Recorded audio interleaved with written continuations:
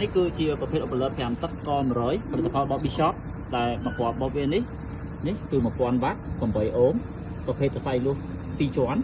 នេះគឺផលិតផលស៊ីនតែម្ដងនេះមេដៃរបស់វាគឺស្អាត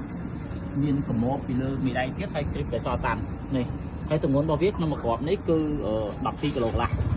ហើយនេះគឺជាប្រភេទគុក20ឆ្នាំអានេះបែបនេះ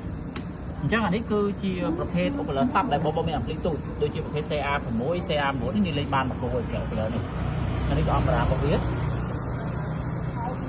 ហើយភ្លីរបស់វានេះគឺ4ជាន់សម្រាប់ភ្លីអមរារបស់វានេះអានេះសិតតែអមរាប្រភេទ2ជាន់គេអត់ចូលគ្នាតែម្ដង